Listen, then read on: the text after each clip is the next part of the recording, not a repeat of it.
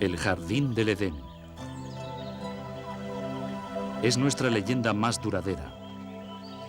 Una historia que se halla en multitud de grandes civilizaciones.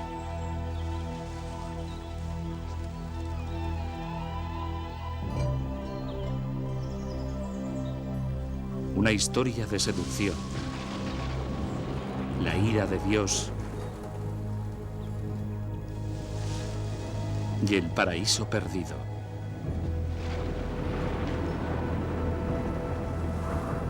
¿Pero es tan solo una fábula? ¿Existe alguna evidencia que demuestre la veracidad de las grandes historias de la Biblia? ¿Existió un lugar como el Edén?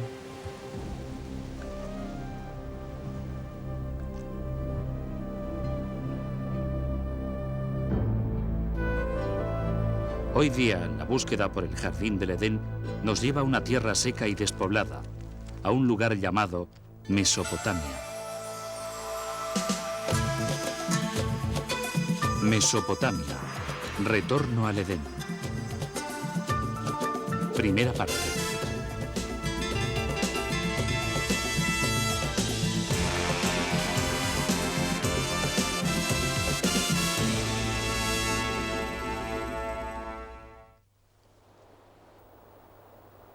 Aquí se sembraron las primeras semillas de la civilización humana. Aquí florecieron tres de las civilizaciones más importantes del mundo antiguo: Babilonia, Asiria y Sumeria. Entre sus ruinas, los creyentes han buscado durante largo tiempo las respuestas a las incógnitas más profundas de la Biblia, mientras los arqueólogos han recorrido estas tierras en busca de los orígenes históricos de la fe. Y nuestra búsqueda es un viaje hacia atrás en el tiempo, primero a Babilonia, la última de estas civilizaciones perdidas. Después, más lejos en la historia, a los asirios, feroces maestros del arte de la guerra.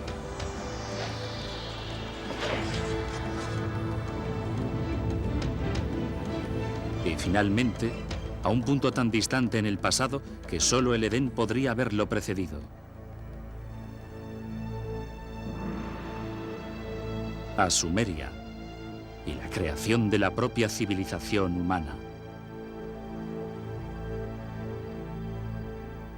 Hace más de 6000 años, esta tierra rica, situada entre los ríos Tigris y Éufrates, vio nacer a las primeras civilizaciones.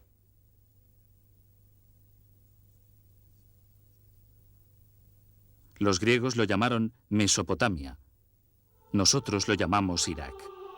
Destapando las capas de historia que se encuentran aquí, podemos descubrir los orígenes de nuestras leyendas más antiguas y viajar hasta las raíces más profundas de la fe. Nuestro viaje empieza por el lado oeste de Mesopotamia, en Israel. Un descubrimiento casual en 1947 centró la atención del mundo entero en la arqueología y en la Biblia. Dos pastores beduinos pasean con sus cabras por los precipicios de Qumrún, a unos pocos kilómetros de Jerusalén. En el desierto seco y soleado, advierten una cueva pequeña, escondida en una pendiente rocosa. Intrigado, uno comienza a trepar. No es inusual encontrar artefactos antiguos y valiosos por estos barrancos.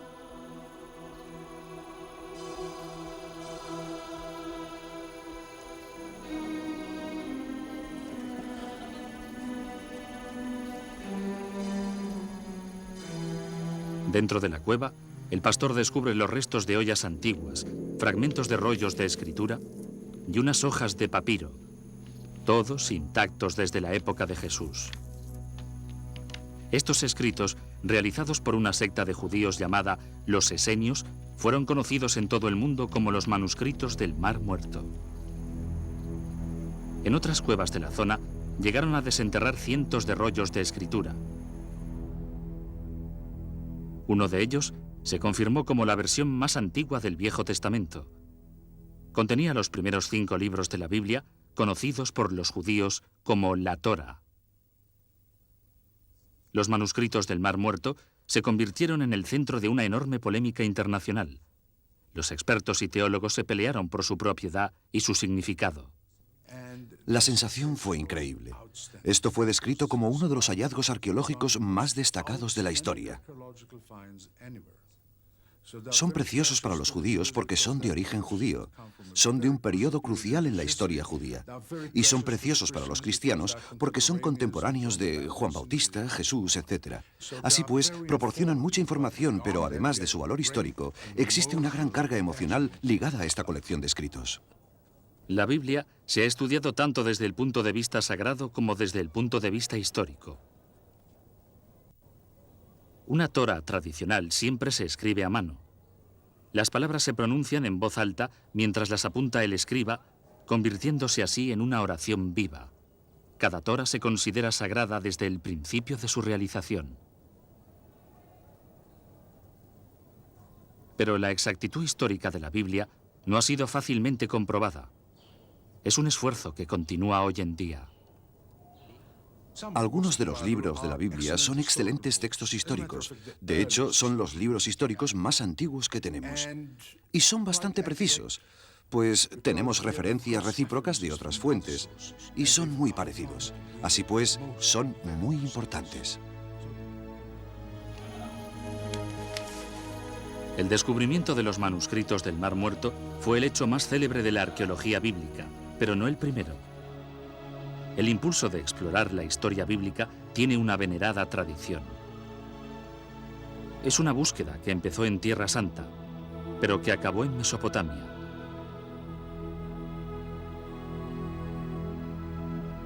A lo largo de la historia, los cruzados, místicos y creyentes se han sentido atraídos por los sitios donde tuvieron lugar las historias de la Biblia.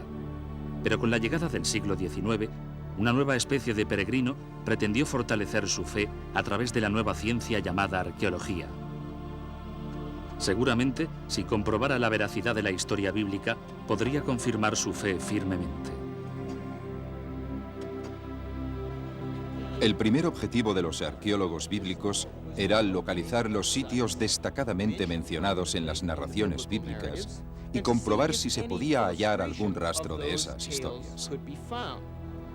Utilizaban la alfarería en las antiguas murallas de las ciudades y las antiguas armas como ilustraciones de los cuentos bíblicos que habían aprendido cuando niños.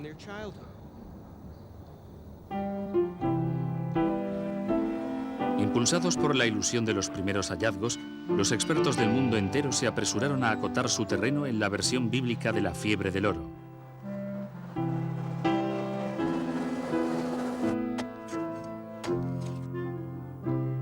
Los arqueólogos británicos, alemanes y franceses invadieron Tierra Santa a modo de competición.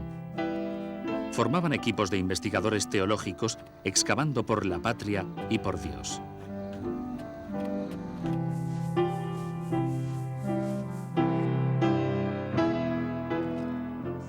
En Tierra Santa, el prestigio de cada uno de los países europeos se medía por la magnitud de los descubrimientos bíblicos que desenterraban.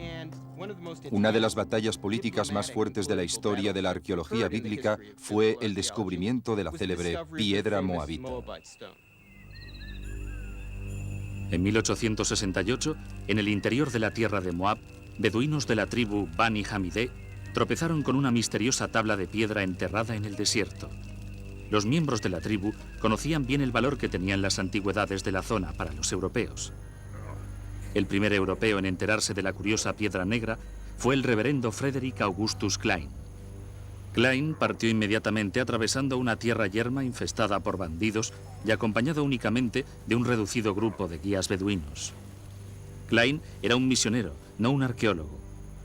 Cuando vio por primera vez la peculiar entalladura de basalto, sintió una gran excitación. Sospechaba que la tabla negra podría confirmar sus creencias más profundas.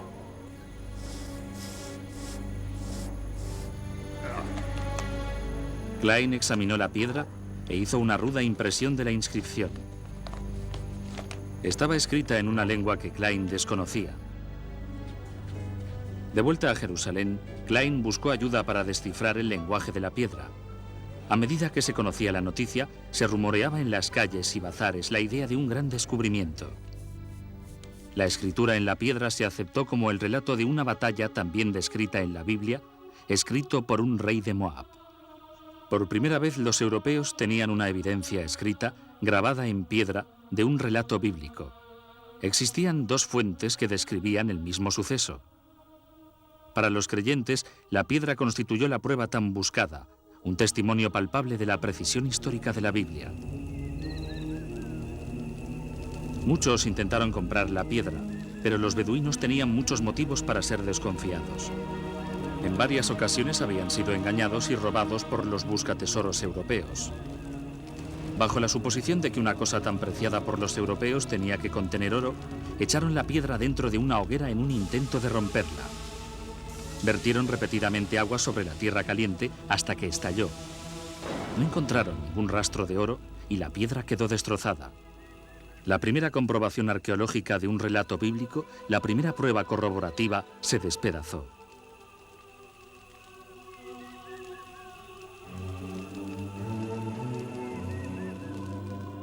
La pérdida de la piedra fue un desastre, pero no puso fin a la búsqueda de tesoros bíblicos. La propia Biblia, ahora confirmada como texto histórico, indicaba el camino hacia un punto todavía más remoto en el tiempo. Un punto a más de 2500 años atrás, a un gran imperio regido desde Babilonia, hasta el mismo momento del nacimiento de la Biblia.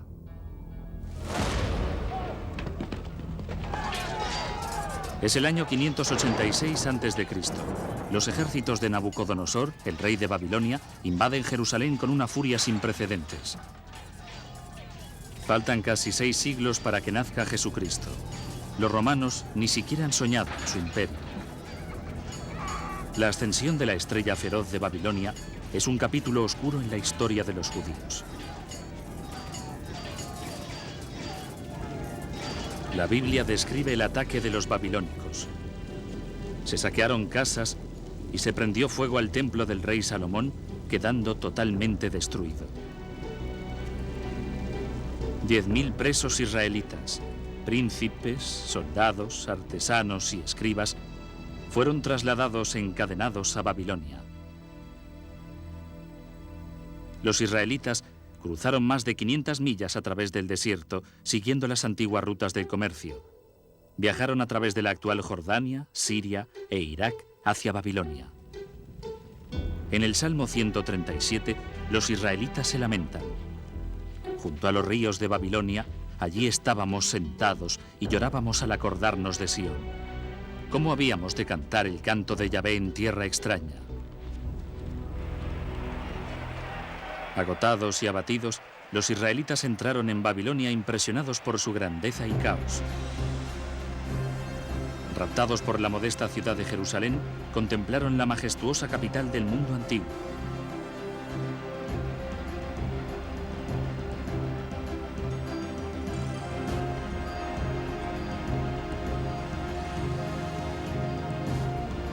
Pero de alguna manera, los israelitas lograron no solamente cantar la canción del Señor en esta tierra extraña, sino también ponerla por escrito. Poner por escrito la tradición oral es formalizarla. Se transforma en un texto que la gente puede criticar o acoger como la única verdad.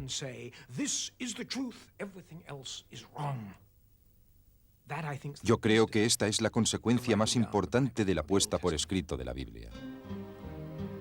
Hoy en día, las reconstruidas murallas que rodean Babilonia están estampadas con el nombre de Saddam Hussein. Pero hubo un tiempo en que estos ladrillos ostentaban otro nombre, el del rey Nabucodonosor. Era una tierra de muchos dioses e ídolos paganos, un escenario improbable para la creación de uno de los textos más sagrados del mundo. Sin embargo, la gran diversidad de Babilonia gestó el ambiente perfecto. Entraron en un entorno cosmopolita. Hasta los israelitas más educados y cultos tenían contacto directo con gente muy diversa. Los israelitas se encontraron en un crisol de razas y lenguas con dioses y espíritus. Se preguntaban en el libro del Apocalipsis, ¿qué hubo comparable a la gran ciudad?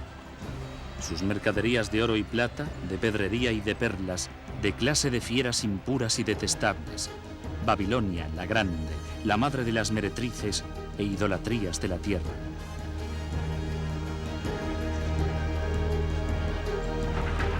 Pero a pesar de todas las idolatrías, o quizá como consecuencia de ellas, aquí la Biblia se convirtió en un libro. Amenazados por una nueva cultura poderosa, los escribas hebreos se apresuraron a preservar e identificar la identidad judía. A lo largo de 3 generaciones, los escribas unificaron la tradición oral de Israel, las escrituras nuevas y los textos sagrados en un solo manuscrito. Nació la Biblia.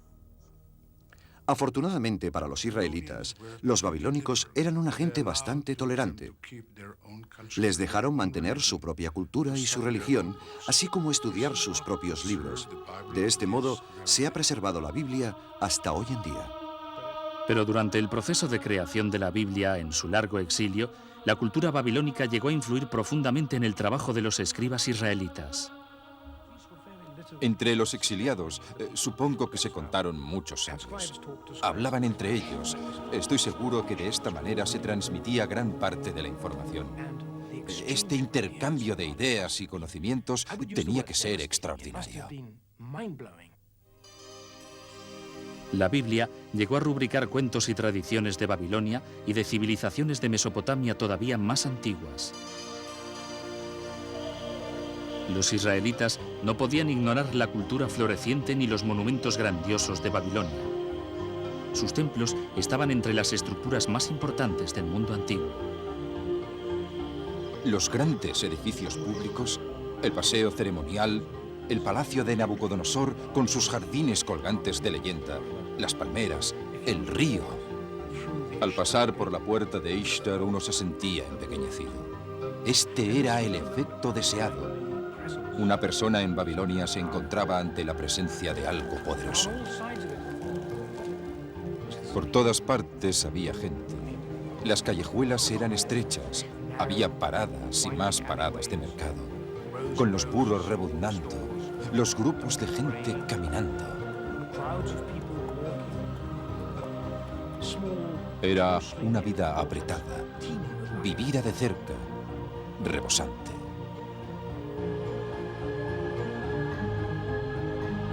Y fue aquí, según cuenta la Biblia, donde uno de los monumentos más extraordinarios del mundo antiguo tocaba el cielo, la Torre de Babel.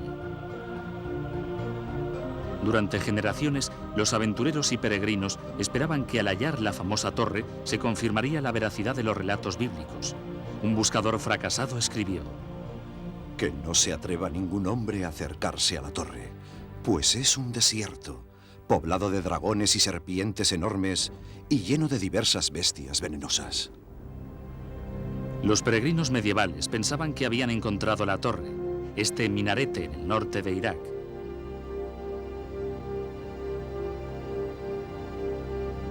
Pero se equivocaban. Esta torre se construyó 1500 años más tarde y lejos de las murallas de Babilonia. Quizás la posibilidad más interesante es la que propuso Robert Koldewey, un arqueólogo alemán. A principios del siglo XX descubrió un barranco rectangular que contenía algunos ladrillos antiguos. Muchos expertos creen que Koldewey encontró los únicos restos que quedan en la famosa torre. Los grandes monumentos de Babilonia impresionaron a los escribas bíblicos. Pero su legado más duradero, que aún perdura, es una innovación todavía más impresionante: el Código de Leyes escrito. La piedra tallada es una reliquia fascinante. Perdida durante cientos de años, volvió a aparecer a finales del siglo XIX. Una piedra tallada con uno de los documentos jurídicos más importantes de todos los tiempos. 1200 años antes de que los israelitas fueran apresados, un rey babilónico hizo tallar esta piedra con las leyes que llevan su nombre, el Código de Hammurabi. Estas escrituras pueden ser interpretadas como las precursoras de los códigos legales que se detallan en los libros Éxodo, Levítico y Deuteronomio. En las sociedades que solo transmitían sus conocimientos y leyes oralmente, los precedentes eran muy importantes. Pero cuando se pusieron por escrito, aquellos que las escribían tenían un poder inmenso. El código de Hammurabi ha tenido gran influencia en casi todas las civilizaciones que han seguido a Babilonia. Hoy en día, incluso algunos de sus métodos de juicio más primitivos sobreviven en su forma original. Hammurabi describía un rito llamado la ordalía, una prueba dolorosa, incluso a veces mortal, de culpabilidad o inocencia. En algunas remotas tribus beduinas todavía se practica la ordalía de la misma manera que en el tiempo de Hammurabi. En estas imágenes, un líder espiritual, llamado el Mubashi, juzga a los acusados tras examinar sus lenguas después de lamer una cuchara de hierro calentada al rojo.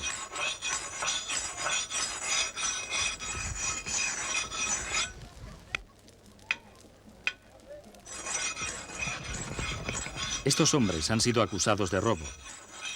Se tienen que someter a la ordalía o, por defecto, ser declarados culpables. Los familiares miran ansiosamente mientras los jóvenes se preparan para el doloroso rito.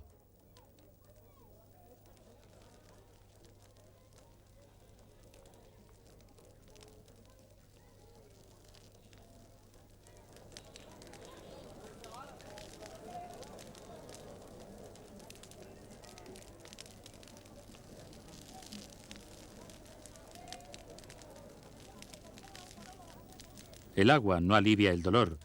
Lo que se pretende es purificar al bebedor y prepararlo para el juicio. El Mubashi reza y después examina las lenguas chamuscadas buscando una señal divina. Solo el Mubashi puede dictar sentencia y solo él determinará el destino de los hombres.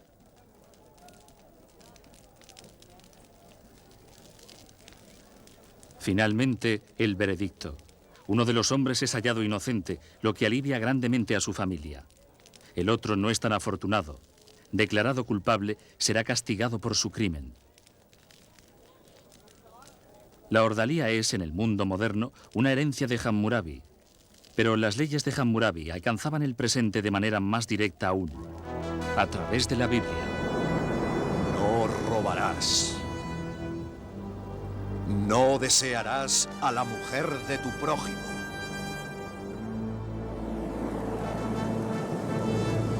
Los 10 mandamientos son la base de la ley bíblica, pero representan tan solo el principio de una compleja serie de códigos y alianzas del Viejo Testamento.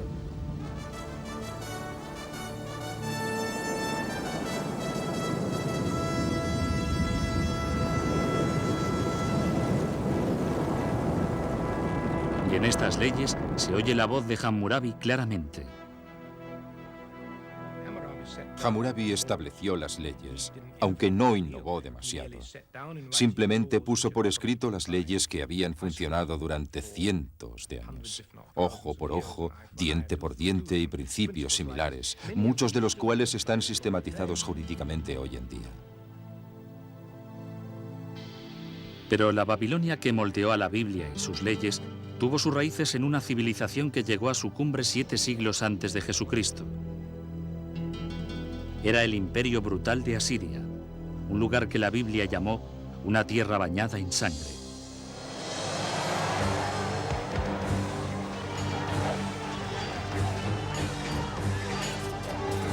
De los ejércitos de Mesopotamia que arrasaron el mundo antiguo, el más letal fue el de los asirios.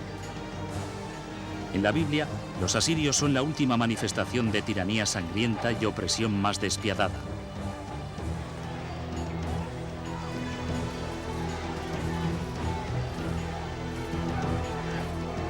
Cien años antes de la toma de los presos israelitas por Nabucodonosor, la Biblia cuenta que el rey asirio Sanarib atacó la tierra de los israelitas.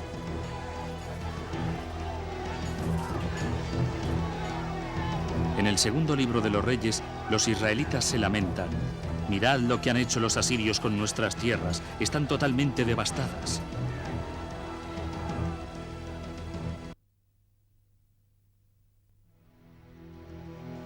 Los asirios eran súbditos de reyes despóticos.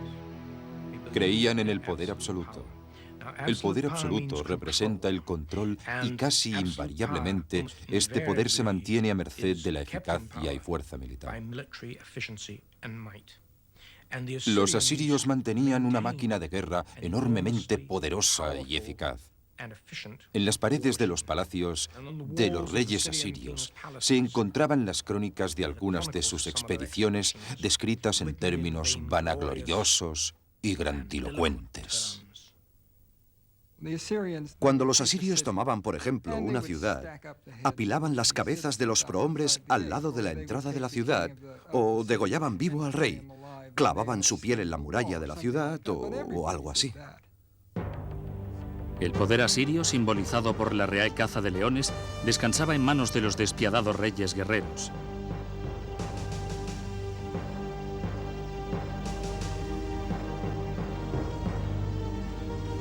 Incluso la Biblia muestra su admiración. El asirio. Cuantos estaban a su sombra entre las naciones y auxiliares. Cuando la ciudad de Roma se encontraba en su infancia, Asiria era el imperio más grande del mundo. Durante más de 1000 años, los detalles sobre la civilización asiria eran escasos. Ni siquiera se conocía su gran capital, Nínive. Pero en 1852, estas ruinas fueron exploradas por el arqueólogo británico Austin Henry Layard. Lo que Layard encontró aquí, en el norte de Irak, era el Palacio Real de Nínive, un tesoro impecable de la civilización asiria. Perforando la tierra como un minero, Layard descubrió grandes toros alados y espectaculares obras de arte escondidas a la vista durante un milenio. Este descubrimiento asombró al mundo entero.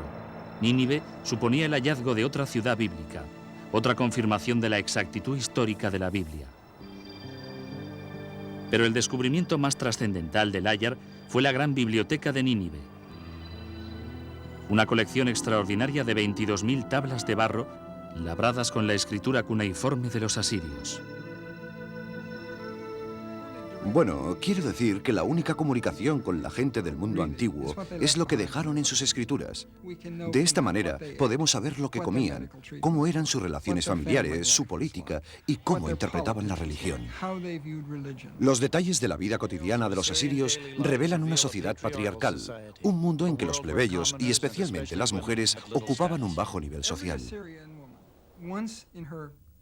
Muy joven, cada mujer asiria, antes de casarse, iba al templo de Ishtar y se sentaba en los escalones. Esperaba hasta que algún hombre dejara caer una moneda en la falda de su vestido. Entonces se adentraba en el templo con él, obligada a rendirse ante sus deseos. Pero en este mundo despótico existía una cierta justicia. En el matrimonio, hasta una esposa tenía ciertos derechos. En su contrato de matrimonio, una mujer podía estipular que su marido no tuviera otras mujeres. También podía estipular que él tuviera las prostitutas que le diera la gana, pero ninguna mujer más. Pero si las mujeres asirias de a pie tenían un estado social limitado, unos descubrimientos recientes revelan que las reinas asirias disfrutaban de grandes privilegios. En 1989, un hallazgo asombroso tuvo lugar en el Palacio Antiguo de Nemrod, en el norte de Irak.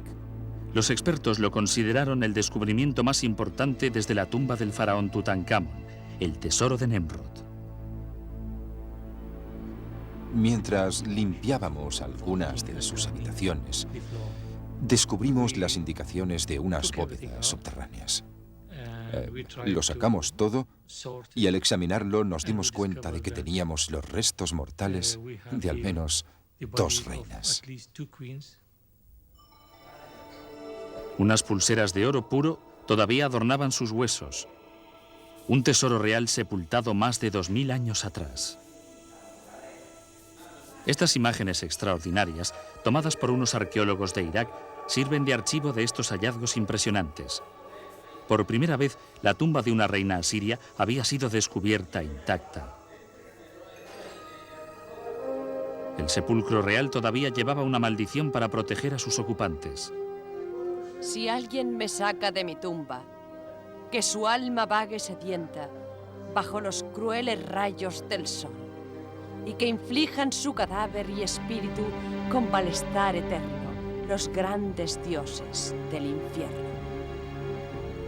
Ignorando la maldición, los arqueólogos excavaron más de 57 kilogramos de joyas hermosas, copas de cristal y grabados exquisitos. Los antiguos asirios eran maestros orfebres Pero la importancia de este tesoro excede mucho a su valor en oro. Cuando morían, las reinas asirias eran obsequiadas con abundantes joyas, pero en vida eran los reyes quienes forjaban la historia. Eran reyes con gusto por los imperios.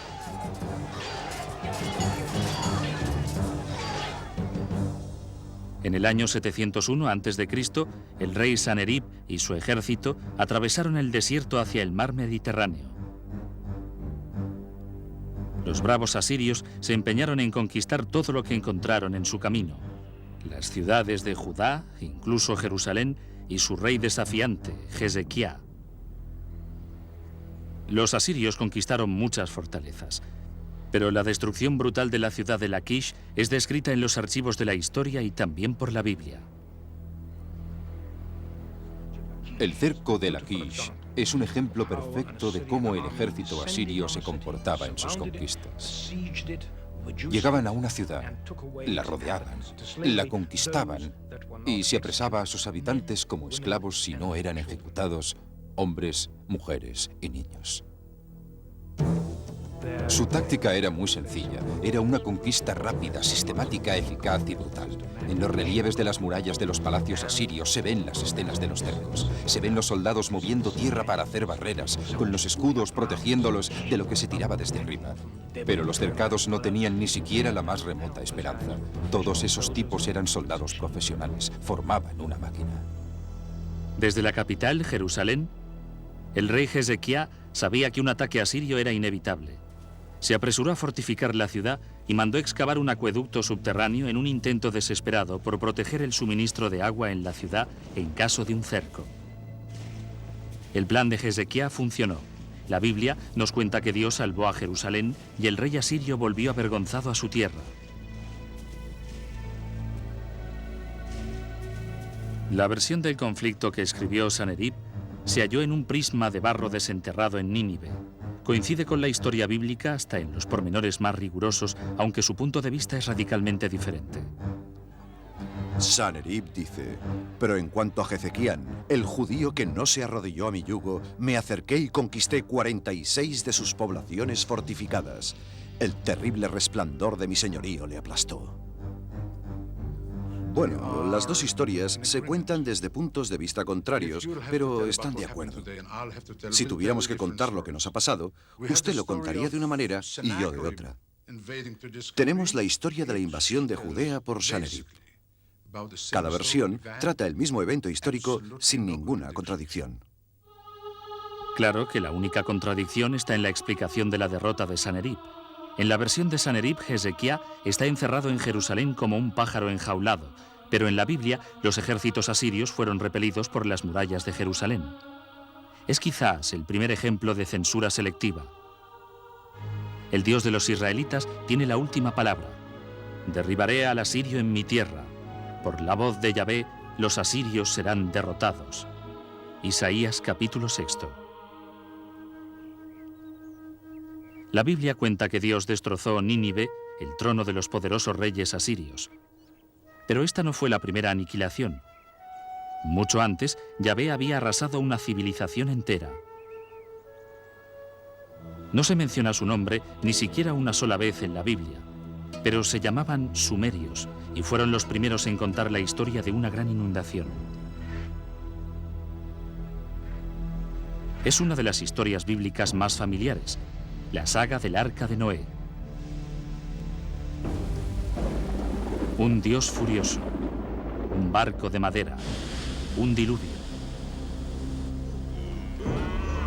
Es la historia de Noé y su familia escapando en el arca con cada especie de animal y sobreviviendo al castigo de la inundación mientras la humanidad es destrozada. Es un cuento primordial, removiendo nuestros temores y esperanzas más profundos. Es un cuento que se halla en la Biblia, pero también en otro texto antiguo, un texto descubierto en las ruinas de Sumeria. A principios de este siglo, se tradujeron algunas tablas encontradas en Mesopotamia. Revelaron la leyenda más antigua de un diluvio catastrófico. La primera epopeya escrita del mundo es el relato del rey mítico Gilgamesh. Este cuento, de una inundación desastrosa, precede a la versión bíblica al menos en 2000 años. Durante 7 días y 7 noches, el diluvio barrió la tierra. La gran arca fue desplazada de un lado a otro por los ventarrones. En la versión de Gilgamesh, el arca se encalla contra una montaña. El marinero suelta pájaros, así que el relato tiene un fin misteriosamente similar al de la Biblia. Es un cuento fabuloso. Hace más de 5000 años, la historia de un gran diluvio se contó aquí por primera vez en las antiguas ciudades de Sumeria, Uruk, Gerido y Ur. En Sumeria encontramos los orígenes de casi todo aquello que marca la civilización. Ellos inventaron la rueda, el gobierno y la jardinería. Sumeria, la primera civilización de la Tierra. En una tierra sin piedra, los sumerios inventaron ladrillos de barro, como los que todavía se fabrican y se utilizan hoy en día. Y de estos sencillos bloques erigieron los primeros grandes monumentos, llamados zigurats, templos imponentes que alcanzaban gran altura. Los sumerios inventaron el minuto de 60 segundos e incluso el adolescente problemático. ¿A dónde has ido? No he ido a ningún sitio. Si no has ido a ningún sitio, ¿por qué pierdes el tiempo? Vete a la escuela, ponte ante tu profesor, recita tus deberes, escribe tu tablilla. ¿Lo has entendido? Nosotros conocemos de los sumerios sus inventos sorprendentes y sus vidas cotidianas gracias a su innovación más impresionante, la escritura. Conocemos sus leyendas antiguas y sus secretos íntimos porque alguien los puso por escrito. Era algo que nadie había hecho antes. Es una ventana, pero una ventana compuesta de muchos cristales, algunos de los cuales son transparentes y otros no. Nos falta mucho más de lo que tenemos, aunque en algunos casos lo que hay es espectacular. Siempre hemos de tener presente que hay partes de la vida cotidiana que nunca podremos ver porque corresponden a gente de escasa importancia para aquellos que escribían las tablillas. Hace 5000 años, un sumerio grabó sus historias en el barro, proporcionándonos una mirada al mundo en el nacimiento de la civilización. En cuanto a su personalidad, los sumerios eran en algunos aspectos muy parecidos a nosotros. Les importaba conocer a la gente, beber cerveza, etc. Y había varias colecciones de poesía que relatan los preparativos de una mujer para su amante, y cómo se viste y se lava y espera que llegue su amante. El centro de la civilización sumeria era la ciudad perdida de Ur, en un tiempo considerada el lugar de nacimiento de Abraham, el primero de los patriarcas de la Biblia. Es el paradigma de la ciudad bíblica en términos arqueológicos, porque allí se realizó una de las excavaciones más célebres de los años 20 y 30 por un extraordinario arqueólogo británico llamado Leonard Gully. Una vez, un arqueólogo británico describió la arqueología como la ciencia de los desperdicios, y es verdad. Pero a mí me interesa el arqueólogo que puede dar vida a las piedras, huesos, ladrillos y ollas. Así era Leonard Gully. Hacía de guía en una zona pequeña de Ur de Caldea, donde los cimientos de las casas estaban expuestos. Y mientras caminaba, hablaba de las vidas de la gente que vivían en estas casas, de los hornos, los umbrales, los techos bajos, los muebles. La ciudad de Ur, en las manos de Gully, resucitaba. Gully realizó una excavación enorme. Bajaba por la antigua ciudad que se volvía cada vez más pequeña. Hubo una gran capa de sedimento estéril. Se encontró con esta capa y se quedó allí perplejo, mirándola, preguntándose qué podía ser aquello. Gully cuenta cómo entonces vino su esposa, una mujer algo informal. Ella miró esa capa y dijo, «Por supuesto, es del diluvio». A partir de entonces, Gully declaraba que la capa de sedimento era una prueba del diluvio bíblico. Captó la imaginación popular. ¿Qué más hizo? Trajo ingresos. Ur fue una excavación brillantemente vendida. La especulación sobre el diluvio bíblico causó sensación. Aunque faltaban pruebas irrefutables, era como si la ciencia y la Biblia se hubiesen unido en el desierto desolado del sur de Irak. Luego, Gully desenterró un tesoro indiscutible, un descubrimiento que proporcionó una perspectiva extraordinaria a las civilizaciones más antiguas, las tumbas reales de Ur. Mientras excavaba en el barro, Woolley desenterró 74 esqueletos bien ordenados, todos enterrados al mismo tiempo. El entierro contó la asombrosa historia del viaje final de un rey y los que le acompañaron a la vida futura. De este hallazgo, Woolley desarrolló una tesis muy interesante de los entierros reales. La historia fue así. Primero excavaron una fosa grande, con una rampa que subía por un lado. En esta fosa, erigieron un sepulcro de piedra y colocaron el cadáver de la persona real dentro.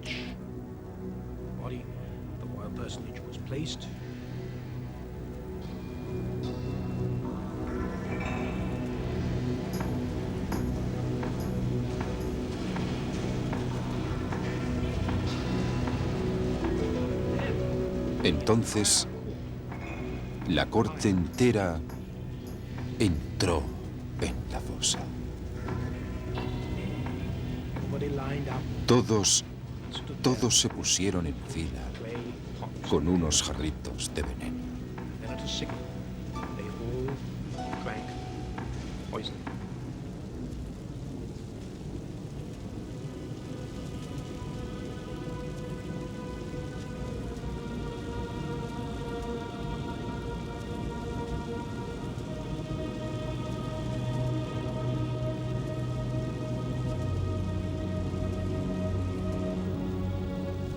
Se tumbaron y murieron. De esta manera, el príncipe se fue a su tumba, acompañado por todos sus servidores.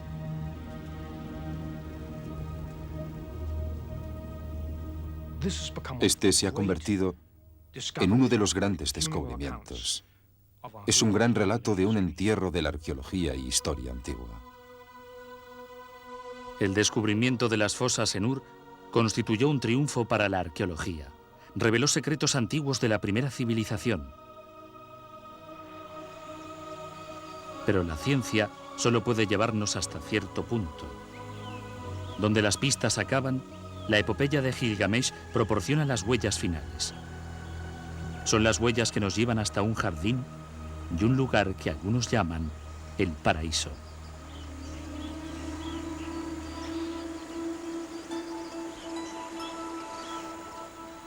Ah, el jardín del Edén. Al principio Dios creó el cielo y la tierra. Es un cuento familiar.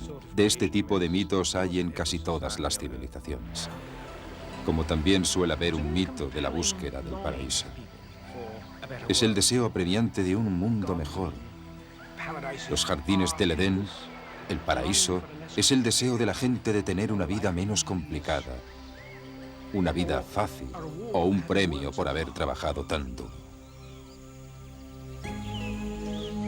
En la antigua epopeya sumeria de Gilgamesh, el paraíso se llama Dilmun. Es un lugar más allá del umbral de la morada humana normal. Así es como figura en la versión sumeria del mito del diluvio. Es allí donde el sobreviviente del diluvio se va a vivir. Y hay otros mitos que describen Dilmun como un lugar donde todo era perfecto.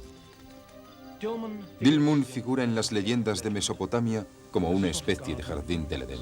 Es un lugar de un intenso verde, con agua abundante, vientos frescos y brisas. Es un lugar maravilloso, un lugar perfecto. Sin embargo, también es el territorio de una serpiente. En la epopeya antigua, la serpiente roba la flor que otorga la inmortalidad. Así como Adán Gilgamesh ha de dejar el jardín y morirse.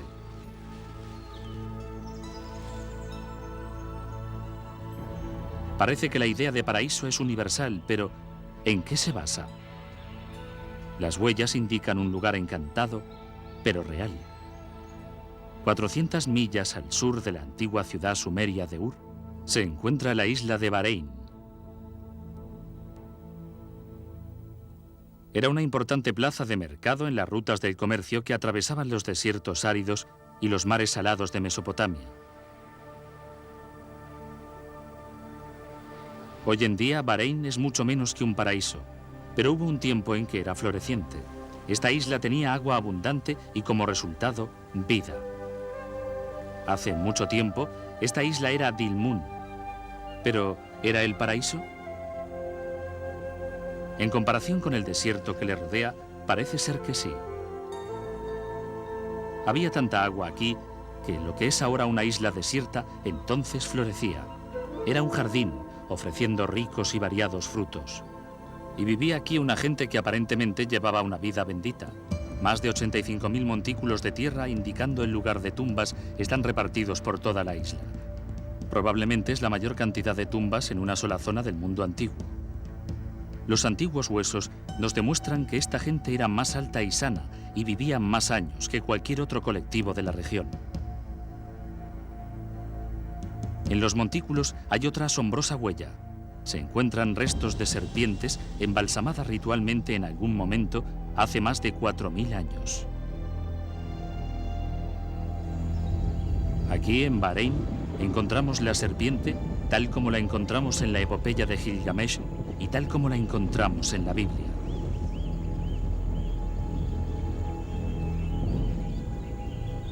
Nuestro viaje hacia atrás en el tiempo ha recorrido las tierras donde los babilónicos, los asirios y los sumerios pisaban la tierra. Pero, ¿es posible aventurarse todavía más allá, a la tierra que oculta los pasos del propio Adán?